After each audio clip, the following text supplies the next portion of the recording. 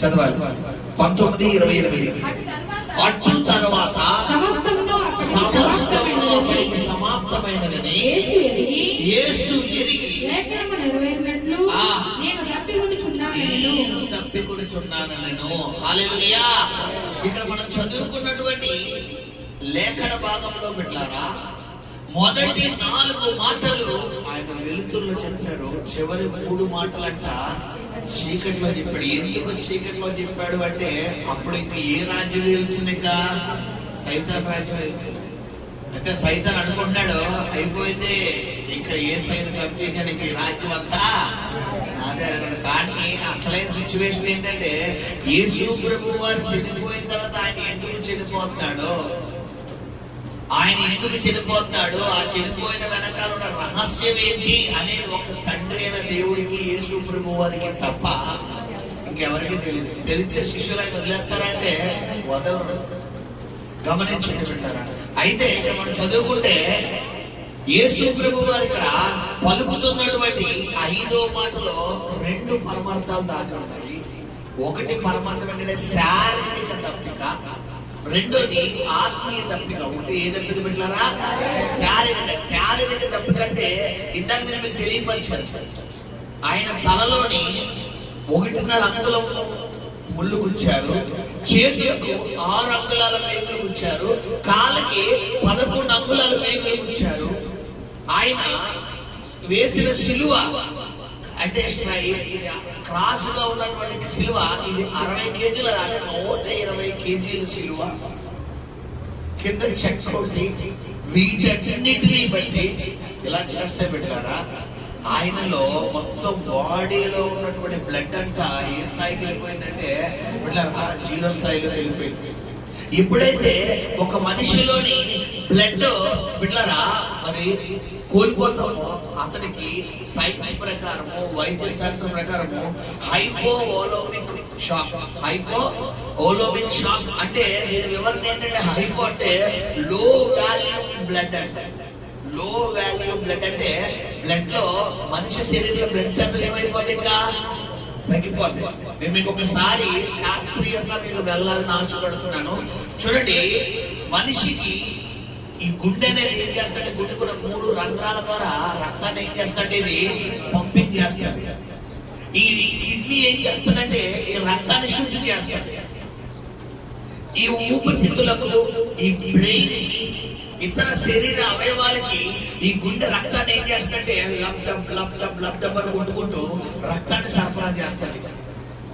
అయితే ఇప్పుడు యేసు ప్రభువు గారు అక్కడ సిలువలో మేకులు దిగబుట్టినప్పుడు, బల్లెముతో పొడిచినప్పుడు బిడ్డలారా, ఆ యొక్క ముండ్ల కిరీటం పెట్టినప్పుడు 1.40 కొరడాలు కొట్టినప్పుడు ఆల్మోస్ట్ ఆయన శరీరంలో బ్లడ్ అంటే ఇంకేమైపోయిందంటే మొత్తం 0 వచ్చేసింది.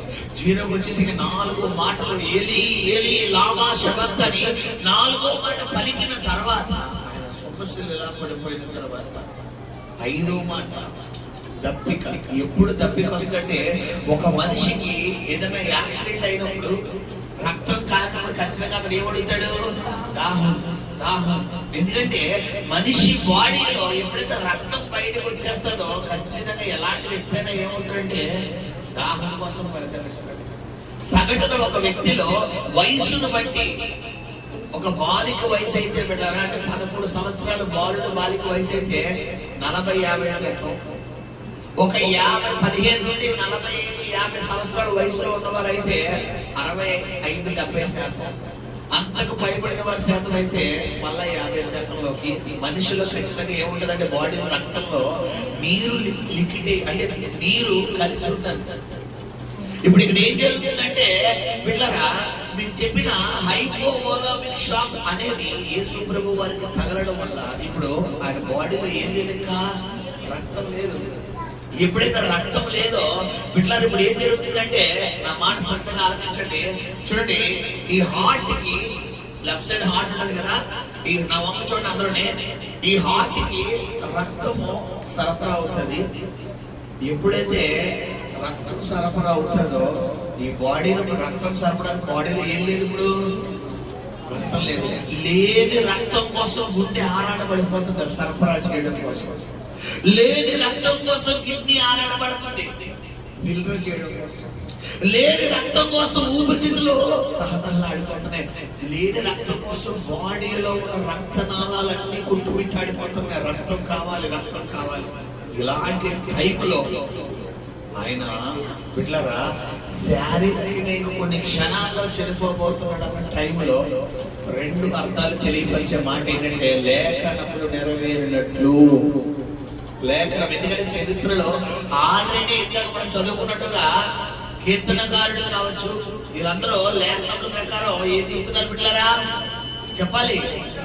ఆయన తప్పికొని ఉన్నాడు, ఆయనకు చేదు చిరకనిచ్చారన్న విషయం ఆల్రెడీ లేఖనాల్లో రాయబడింది. ఆ లేఖనము నెరవేర్చు నిమిత్తమే ఈయన తప్పికొని ఉన్నాడంట. మనం చూసుకుంటే కనుక ఎంత చిత్రహింసలు ఏం పెడుతున్నారంటే బిడ్డలారా చూడండి. యెషయా గ్రంథము 53వ అధ్యాయము 2-3 వచనాలు. యెషయా గ్రంథము 53వ అధ్యాయము 2-3 వచనాలు ఒకసారి చదువుకుందాం బిడ్డలారా. లేత మొక్క వలె ఎండిన భూమిలో మొలిచిన ఒక్క వలెను అతడు ఆయన ఎదుట పెరిగెను. అతనికి స్వరూపమైన సొగసైనను లేదు. మనం అతన్ని చూచి అపేక్షించినట్లుగా అతని యందు స్వరూపము లేదు. హల్లెలూయా. ఎవరమ్మాయినంటే 10,000లో ఎవరమ్మాయినంటే ధవలవర్ణుడు, ఎవరమ్మాయినంటే రత్నవర్ణుడు. అలాంటి దేవుడు సిలువలో ఎలా అయిపోయాడంట? రిక్తుడిగా మారిపోయాడు. సొగసైన స్వరూపమైనను లేనివాడిగా. ఇంకా మనం చూసుకుంటే అదే యెషయా గ్రంథం 50వ అధ్యాయంలో బిడ్డలారా 6వ వచనంలో ఇంకా యెషయా భక్తుడు ఇంకా ప్రవచనం నా వీపును అప్పగించిందని, వెంట్రుకలు పెరిగిపోయే వారికి నా చెప్పులను అప్పగించిందని, ఉమ్మి వేయు వారికి అవమానపరచు వారికి నా ముఖము దాచుకొనలేదు. ఇదంతా ఎవరి కోసం యెషయా భక్తుడు రాసిన లేఖనాలో యేసు ప్రభువు వారి గురించి. ఇదే యెషయా భక్తుడు 7వ అధ్యాయంలో బిడ్డలారా 11వ అధ్యాయంలో యేసు ప్రభువు వారి పుట్టుక కోసం రాస్తే ఇదే యెషయా భక్తుడు 50-53వ అధ్యాయంలో ఆయన మరణం గురించి రాస్తున్నాడు. లేఖనములు ఈ లేఖనాల ప్రకారం నెరవేరినట్లు ఇప్పుడు ఆయన 5వ మాట ఏంటంటే తప్పికొని ఉన్నాను. ఏ తప్పికంటే చివరిగా కొద్ది క్షణాల్లో ఆయన చనిపోతున్నాడు అన్న టైంలో కూడా ఆయనకున్న తప్పికి ఏంటమ్మా? ఆత్మల తప్పి. ఈ రోజు మనం చనిపోము, ఇంకా మనకు బోళ్ళంత ఆయుష్ ఉంది. మరి ఈ రోజు మనం తప్పుకుందా? మనకి ఈ రోజు ఏ తప్పుకుందంటే ధన తప్పిక. ఏ తప్పిక? ధన తప్పిక. ఏ తప్పుకుందంటే బిడ్డలారా బంగారం తప్పిక. ఆల్రెడీ ఒంటి మీద 1 కేజీ బంగారం ఉంటుంది. ఇది సరిపోతున్నప్పుడు ఇంకో 1 కేజీ కావాలి. ఆల్రెడీ ఒంటి మీద కొద్ది గొప్ప బంగారం ఉంది, దీన్ని బట్టి స్థుతిస్తామంటే లేదు ఇంకా కావాలి. కొంతమందికి చీరలు తప్పిక. హలో, కొంతమందికి ఏ తప్పికమ్మా? చీరలు. ఇంట్లో బీరువా నిండా చీరలు ఉన్నా కానీ ఈ తల్లికి కొత్త చీర, ఎవరన్నా కొత్త చీర కట్టి ఇంకా చీర ఇంకా అర్జెంట్ కొనేయాలి. ఇంక ఇలా ఆయన పరిస్థితి అసలు అనవసరం. ఒకవేళ ఇది కొన్నాడు అనుకోండి, చెప్పండి పులుసు ఏమైపోతే మాడిపోతుంది, పులుసు ఎగిరైపోతుంది. ఎగిరి కాస్తే ఎప్పుడైపోతుంది అంటే ఏంటంటే అమ్మ అందరూ అలా ఉండరు తల్లి. నా సంఘానికి వచ్చే వాళ్ళందరూ బంగారు తల్లిలు, ఖచ్చితంగా భర్తలు అర్థం చేసుకునే తల్లిలే. నేను బయట వాళ్ళ కోసం చెప్తున్నానమ్మా. నా సంఘానికి వచ్చే వాళ్ళందరూ మంచి అక్కలో మంచి చెల్లెలు, మంచిది అమ్మలో. ఖచ్చితంగా మీ భర్తలు బంగారు పొట్టలో మీరు బంగారు తల్లిలు. ఖచ్చితంగా అలాగే నేను మామూలుగా క్యాజువల్గా చెప్తున్నాను. మొహాలు మీరు అలాగా పెట్టే నేను చెప్తున్నాను కదా. హల్లెలూయా. నేను సొసైటీని దృష్టిలోకి తీసుకోవాలి కాబట్టి నేను పరిగణలో తీసి చెప్తాను తప్ప ఇది మన సంఘానికి మాత్రమే కాదు. హల్లెలూయా. గుర్తుపెట్టుకొని పెట్టారా? అంటే కొంతమందికి డబ్బు తప్పిక. డబ్బు, ఎంత డబ్బున్నా నాకు డబ్బు కావాలి, నాకు డబ్బు కావాలి, డబ్బు డబ్బు డబ్బు డబ్బు డబ్బు. అలెగ్జాండర్ అనే ఒక వ్యక్తి ప్రపంచంలోనే చిన్న వయసులోనే ప్రపంచాన్ని ఏం చేశాడు బిడ్డలారా? జయం చేశాడు. అలాంటి వ్యక్తి చనిపోతూ చిన్న తీర్మానం చేశాడు. నేను చనిపోయేటప్పుడు ఖచ్చితంగా నా శవపేటకి ఎంతమంది పోయాలి? 4. ఆ 4 ఎవరై ఉండాలట? డాక్టర్లు అయి ఉండాలి. తర్వాత నేను చనిపోయేటప్పుడు నా 2 చేతులు పైకి ఎత్తే నన్ను సమాధి చెయ్యాలని. ఎందుకు అంటే బిడ్డలారా మరి నేను వచ్చినప్పుడు ఏది తీసుకురాలేదు, మరి మరి ఈ రోజు మనకేం డబ్బు అంటే డబ్బు తప్పిక. అక్కడ యేసు ప్రభు వారికి ఆత్మలే తప్పికుంటే ఈ రోజు వారికి డబ్బు డబ్బు డబ్బు డబ్బు డబ్బు. కొంతమందికి బంగారం, ఎంత పిచ్చి అంటే బంగారం. అచ్చా బాబు, కల్లో కూడా ఎవరో కల్లో తీసుకొచ్చి ఒక ఆహారం వేస్తున్నట్టు కళ్ళ వచ్చింది వాసు గారు అంటారు. నా తల్లి నీకు కల్లో కూడా ఆహారం వచ్చేస్తుందమ్మా. కొంతమందికి వడ్డాను పెట్టినట్టుగా ఆహారం. అది మరి అమ్మా, నీకు ఆశ ఉండొచ్చు కానీ అత్యాశ ఉండకూడదు. ఆశపడిన వాళ్ళు ఎవరు ఉండరు. ఖచ్చితంగా ఆశ ఉండడం కరెక్టే, కానీ అత్యాశ ఉండకూడదు. నువ్వు కష్టపడు, నిశ్చయంగా నీ చేతుల కష్టాన్ని ఏం చేస్తానన్నాడు ఆయన. మరి ఈ రోజు నీ కష్టానికి తగ్గ ఫలితం నీకు కావాలి అంటే ఖచ్చితంగా నువ్వేం చేయాలని పెట్టారా, నువ్వు ఆత్మల పట్టు తప్పిగా ఉండాలి. కానీ మనం ఏం చేస్తామంటే డబ్బు ఉంటే చాలు అనుకుంటాం. నువ్వు డబ్బే శాశ్వతం అంటే నీ ఆత్మ నరకానికి వెళ్ళిపోయినట్టే. డబ్బు కాదు, డబ్బు కన్నా ముఖ్యమంది ఉంటుంది. అది ఎవరట? దేవుడు. బైబిల్లో నువ్వు మొదటిగా నా నీతిని, నా రాజ్యాన్ని వెతికితే నీకేది కావాలో ఆయన వెళ్తాడు. కానీ మనం ఏది వెళ్తాం? మొదటిగా డబ్బు బంగారం ఎందుకంటే తర్వాత ఏసే చదువుతాం అన్నాం అనుకో. ఆత్మల తప్పికొద్దా ఈ రోజు మనకి? చెప్పాలి. నాకు సేవకురాలు చెప్పింది కదా, ఎంతమంది సువార్త చేస్తారో చెప్పండి అమ్మా. ఎంతమంది మీ పక్కన దొరికి, ఎదురు దొరికి, మీ ఉద్యోగులు, మీ వ్యాపారం ఎంతమంది చెప్తున్నారు? ఇక్కడ అన్నగారు ఉన్నారు. అన్నగారు తీసుకొచ్చింది ఎవరనుకున్నారు? దీవెన. ఈ అన్నగారు మళ్ళీ ఏం చేశారు? ఈవిడ వెళ్ళి పద్మగారికి చెప్పారు. ఎవరో పద్మగారు ఎవరో ఆవిడ దగ్గర పనిచేస్తున్నాడు. ఆ పద్మగారు ఏం చేశారు? ఆ కాకినాడలో ఉన్న ఒక సహోదరు, ఆవిడ పేరు ఏంటి? రోజా. రోజా ఒక సహోదరికి చెప్పింది. ఆవిడేం చేసింది?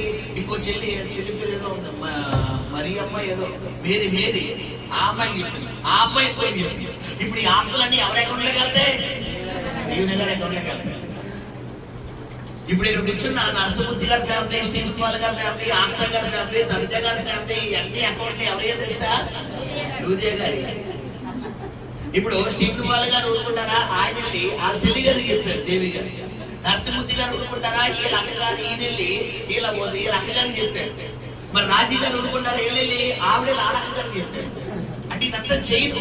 ఈయన అకౌంట్లన్నీ ఎందుకు వెళ్ళిపోతాయి? యూజే గారు. ఒక ఆత్మను సంపాదించడం మామూలు విషయం కాదు. గమనించండి, ఖచ్చితంగా సువార్త ప్రకటించాలి. మన దగ్గరికి ఒక సహోదరు వచ్చింది దీవెన అని.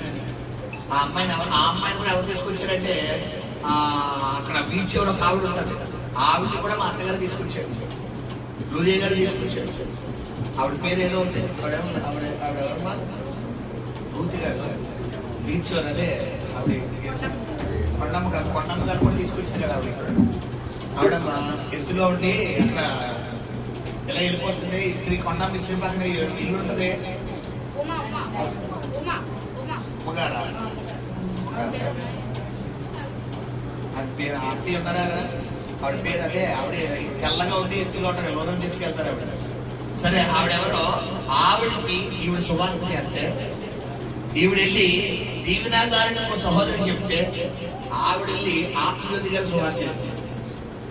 ఆత్మజ్యోతి గారు వచ్చి శిరీషాలకు సువార్త చేశారు. బిడ్డలారా, శిరీషాలు వెళ్ళి వాళ్ళ అమ్మగారికి సువార్త చేశారు. వీళ్ళ శిరీష తమ్ముడు సువార్త చేసింది. తర్వాత ఆత్మజ్యోతి గారు వెళ్ళి వాళ్ళ అమ్మగారికి పరిచయం చేశారు. వాళ్ళ అమ్మగారు వాళ్ళ అబ్బాయికి పరిచయం చేశారు. అక్కడ దాగిందా? మళ్ళా ఈ శ్రీను గారు ఎవరు? ఆయన షాలం గారు, ఆత్మీయులు ఆయన గారు, ఆయన తమ్ముడు గారికి పరిచయం చేశారు. ఆ తమ్ముడు గారు వాళ్ళ ఆవిడ గారు పరిచయం చేసి ఆ దగ్గర పిల్లలకి ప్రార్థన అయిపించి వాళ్ళ అల్లుడికి ప్రార్థన. ఒక్కరు చెప్పాలి, దీవెన అకౌంట్ ఎవరిదంటే సూర్య గారి. ఇప్పుడు చెప్పాలి, ఆత్మల పట్ల ఏముండాలి మనకి? ఈ రోజు మనం తీసుకొస్తున్నావా? చెప్పండి, నీ పేరు మీద ఒక అకౌంట్ అంతా ఓపెన్ అయిందా? చూసుకోవాలి. ఖచ్చితంగా నెక్స్ట్ గుడ్ ఫ్రైడేకి నీవు కూడా ఇక్కడ నిలబడి చెప్పగలగాలి. నీ పేరు కూడా దైవ సేవకుడు ఇక్కడ చెప్పగలగాలి. హల్లెలూయా. యేసు ప్రభు వస్తువులు ఏ దప్పిక పలికినాడంట? ఆత్మల దప్పిక. సమరయ స్త్రీని ఆయన అక్కడ ఆల్రెడీ వాక్యం చెప్పేసి దైవ సేవకుడు. సమరయ స్త్రీ పట్ల ఏం కలిగి ఉన్నాడు ఆయన? దప్పిక. అక్కడ ఆ స్థలముకి వెళ్ళి నేను దప్పికొని ఉన్నాను, నాకు దాహం తీర్చేయండి. ఆ అమ్మాయి ఏమంటే మీరేమో యూదులు, మేమిచ్చి నీళ్ళు మీరు ఎలా తాగుతారయ్యా అంటారు. సరే ఆయన అన్నాడు, నేను నీళ్ళు అడిగేవాడు ఎవరో తెలిస్తే వాడు ఎలాగే అన్నాడు. సరే మీరు ఎవరో చెప్పండి అయ్యి అంటే, అదే నేను ఇచ్చి నీళ్ళు అయితే నువ్వు ఎన్నడూ తప్పుకోవడం అంటే ఏమి అనుకున్నదే, అమ్మాయి ఇదేదో మోంద్రా బాబు రోజు బిందె ఎత్తిపెట్టి నేను ఎత్తి పడిపోతుంది, మేడం చెప్పండి ఈ కుండ మొయ్యాల్సిన అవసరం లేదు, అదేదో ఇప్పించే బాబు నీకు జీవితంలో తప్పుకొని ఉండడం అంట. ఈయన అన్నాడు, నీకు నీళ్ళు ఇస్తాను కదా మీ ఆయన చేసిన అసలు నీళ్ళకి అంటే అలా ఆయన వెళ్ళి మాట్లాడా చెప్పండి, నీళ్ళకి అలా ఆయన సంబంధం ఉంది. ఆయన అంటే నాకు పెళ్ళి అవ్వలేదయ్యాడు, నీకు పెళ్ళి అవ్వలేదన్న మాట వాస్తవమే, కానీ నేను లక్కీ నెంబర్ 5 అంటున్నాడు. నీ లక్కీ నెంబర్ 5 ఇప్పుడు 6గా మారిపోతుంది అంటున్నాడు. ఇప్పుడు ఈ అమ్మాయి పొరపాటు అయిపోయింది. అయ్యి బాబోయ్, నా బయోడేటా మొత్తం చూసినట్టుగా చెప్పేస్తాడేంటి అని నిజంగా నువ్వు సత్యమే చెప్తావు. వెంటనే కొండని ఏంటి ఏంటంటే అమ్మాయి అక్కడ ఉన్నట్టు ఏంటి పాప ఈరోజు గమనించండి, అక్కడ ఒక అద్భుతమైన సన్నివేశం ఉంది. ఏంటంటే ఆయన శిష్యులను దీనికి ఆహారం తేవడానికి ఊర్లో పంపించారండి. ఏమండి, కొండ మీదకి వెళ్ళినప్పుడు ఎవరిని కూడా తీసుకెళ్తాడు? యాకోబు, పేతురు, యోహాను. గెత్సేమనే తోటలో ఎవరిని కూడా తీసుకెళ్తాడు? యాకోబు, యోహాను, పేతురు. కానా నదిలో నీటిని ద్రాక్ష అక్కడికి ఎవరిని తీసుకెళ్తున్నాడు? శిష్యులు తీసుకెళ్తున్నాడు. 5 రెట్లు 2 చేపలు అక్కడ ఎవరిని కూడా ఎట్టుకుంటున్నాడు? ఎక్కడ పడితే అక్కడ శిష్యులు తీసుకెళ్తున్నా ఆయన. ఇక్కడికి వచ్చేసరికి మాత్రం ఎందుకైనా సింగిల్ అయిపోయాడు తెలుసా? మీరు చెప్పగలరా? చెప్పాలి. ఆ అమ్మాయి ఏ జీవితంలో పట్టుబడింది? ఇప్పుడు ఈ అమ్మాయి పాపకు జీవితంలో పట్టుబడినప్పుడు ఒకవేళ ఈ 12 మంది శిష్యులలో ఏ ఒక్కరైనా కనుక ఈ అమ్మాయి బలహీనతలో ఉందన్న విషయం ఈ అమ్మాయి వీళ్ళు చూసారనుకోండి, ఖచ్చితంగా ఈ అమ్మాయి ఒప్పుకుంటారా? అదే సేవకులుగా మేము కొన్ని సందర్భాల్లో కొంతమందిని మేము కౌన్సిలింగ్ ఇచ్చినప్పుడు పర్సనల్ గా చర్చలో తీసుకొస్తాం. కారణం ఏంటంటే నువ్వు ఒప్పుకుంటే ఆ ఆశీర్వాదం నువ్వు చూస్తావు. ఈ అమ్మాయి ఎప్పుడైతే ఒప్పుకుందో ఖచ్చితంగా ఈ అమ్మాయి జీవితంలో మనం చూసుకుంటే అదే వ్యక్తి అప్పటిదాకా మధ్యాహ్నం 12 గంటలకు నీరు ఎందుకు వెళ్ళేదంటే యాక్చువల్ నీరు తెచ్చుకోవడానికి ఇప్పుడు వెళ్ళాలి, పొద్దున్న 4 గంటలకు వెళ్ళాలి. కానీ 12 గంటలకు ఎందుకు వెళ్ళేదంటే ఆ టైంలో ఎవరు ఉండరు, మిట్ట మధ్యాహ్నం ఎవరైనా నీరు తోడుకోవడానికి వెళ్తారు, ఎవరు అంటే ఈ అమ్మాయిని ఊరందరూ ఏం చేశారు? వెలేసి ఈ అమ్మాయి చేతే దేవుడు ఈ పాపాలన్నింటినీ బయటకు లాగేసి ఈ అమ్మాయిని సువార్థికురాలుగా మార్చేసి ఈ అమ్మాయి నేను చేసినవన్నీ నాతో చెప్పిన మెస్సయ్యను కనుగొన్నాను, రండి రండి రండి రండి, ఇదిగో ఆయన నీళ్ళు తాగువాడు మరి ఎన్నడు తప్పినాడు, ఆయన దగ్గర జీవజల ఊటలు ఉన్నాయి అని ఊరంతటి ఎక్కడికి అనిపించిందంటే ఏసేది ఆయన కలిగిన ఆత్మల దగ్గర. ఈరోజు గమనించండి పెట్టారా, నువ్వు ఎంత ప్రార్థన చేస్తున్నావు అన్నది కాదు, ఎంత మందిని దేవుడి సన్నిధికి తీసుకొస్తున్నావని. గతంలో నేను క్యాలిక్యులేషన్ చెప్పాను, నెలకొకరు తీసుకొస్తే సంవత్సరానికి ఎంతమంది అయ్యారు? 12 మంది. ఆ ఒక్కొక్కరు 6 నెలకొకరు తీసుకొస్తే ఒక్కొక్కరు 12 మంది అంటే 12 మంది 12 ఎంత? 12 ఎంత? 144. 12 అంటే సంవత్సరానికి సంఘం ఎంతమంది అయిపోతాం? సంఘం ఎంతమంది? 40 మంది. అంటే ఏంటంటే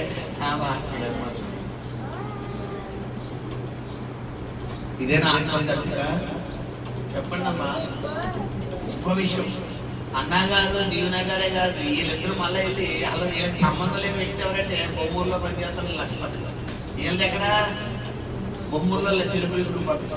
వీళ్ళు ఇక్కడ కుదురుగా ఉంటే వీళ్ళకి ఫోన్ చేసి మరి వీళ్ళు ఆఫీస్ పర్పస్ చెప్తాం ఫోన్ చేసుకుంటే మా చర్చిలో వాక్యం చెప్తారని దీవెన గారు చెప్పి మా పాస్టర్ గారి దగ్గర వస్తారా ప్రార్థన చేస్తారు అని చెప్తే దగ్గరుండి రప్పించడమే కాదు, కానీ వీళ్ళరా వచ్చే వరకు ఫోన్ కొట్టడమే వీళ్ళందరూ. ఇంకా ఫోన్ కూడా వస్తున్నావా లేదా. ఇంకా ఎవరో అన్నగారు అయితే వాళ్ళ ఇంట్లో గృహకుడికి పెట్టుకోవడానికి వచ్చినప్పుడు సైతం వాళ్ళు తెలిసిన వాళ్ళందరినీ రప్పించి వాళ్ళ ఫ్యామిలీ మెంబర్ కూడా మందిరాన్ని రప్పించారు. అంటే ఈ రోజు ఎందుకు చెప్తున్నానంటే ఖచ్చితంగా నీ వంతు నీ బంధువులు ఒక ఆత్మను రక్షించే కాపరిగా నువ్వు మారిపోవాలి. ఎంతమంది మారుతారు చెప్పాలి. పాస్టర్ గారు ఈ రోజు తీర్మానం తీసుకుంటున్నారంటే ఖచ్చితంగా నా బంధువులు సువార్త ప్రకటిస్తున్నాడు గట్టిగా చెప్పండి. చెప్పినంత మర్చిపోయిన గట్టిగా చెప్పండి.